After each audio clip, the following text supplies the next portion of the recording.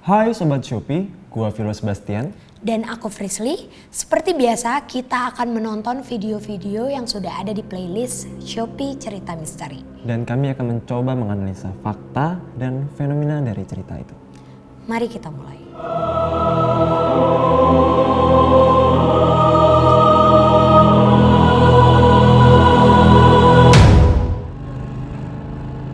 Jalanan dari kampus sampai Senayan gak begitu ramai. Begitu dekat daerah Panahan, gue mulai memperlambat laju motor. Gue ngeliat ada seorang ibu-ibu berdiri di pinggir jalan kayak mau nyebrang. Tapi kok ibu itu gak nyebrang-nyebrang ya? Gue akhirnya coba nyuekin.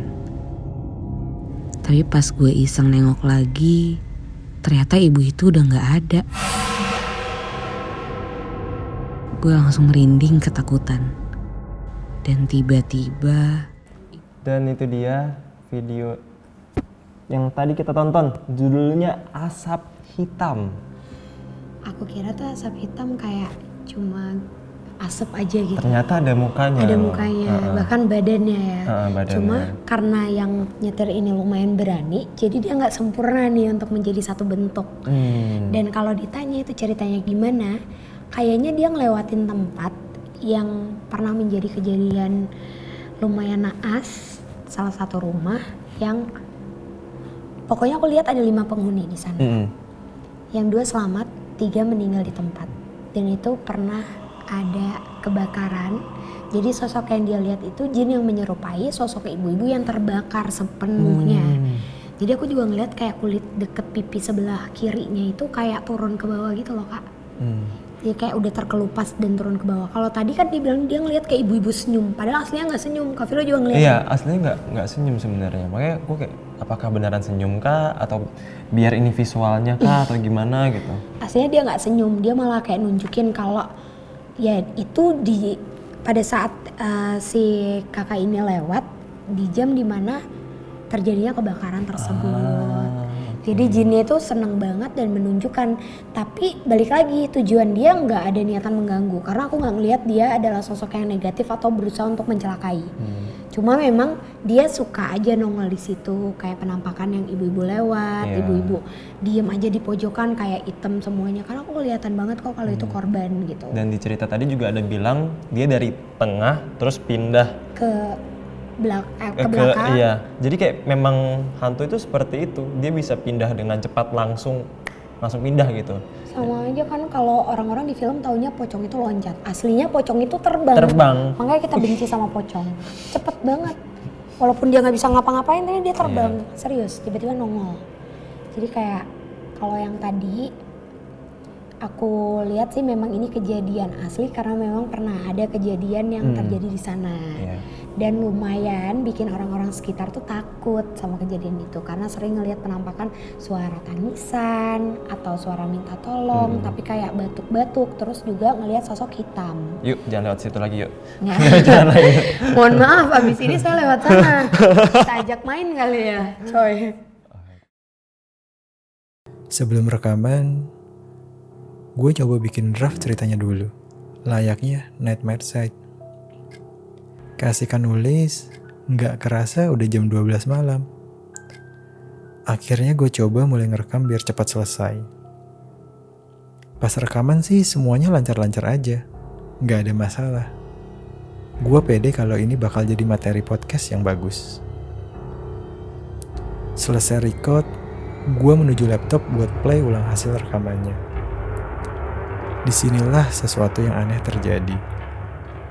Pas gue puter ulang rekamannya, kok suara gue gak ada sama sekali. Padahal semua alat udah dicek sebelum rekaman tadi. Dan semuanya baik-baik aja. Gak lama, badan gue merinding. Tadi kita baru aja nonton cerita misteri yang judulnya Suara Misterius tentang gangguan seseorang yang mencoba menjadi podcaster ya di sebuah studio tua. Karena sebenarnya dia bilang itu kan studio temennya dan emang sengaja biar lebih kerasa aja gitu. niatnya biar tambah kerasa beneran nongol. Suara dianya hilang, yang muncul suara hantunya. Dan dia dengarkan di tempat ruangan recording itu. Suaranya jelas banget ya, kayak ibaratnya dia mendengar ngeplay sendiri, kalian bayangin, terus ada suara kembalikan. Lumayan bikin jiper sih kalau untuk orang awam ya. Kembalikan apa tuh? Kalau menurut aku, kembalikannya itu adalah si sosok ini, aku ngelihatnya kayak sosok genderuwo, tapi perempuan. Karena aku lihat kayak ketutupan sama bulu. Aku nggak dapet gambaran kayak dia kuntilanak atau apa, nggak sama sekali. Tapi sosok ini tuh pernah dipelihara sama dukun.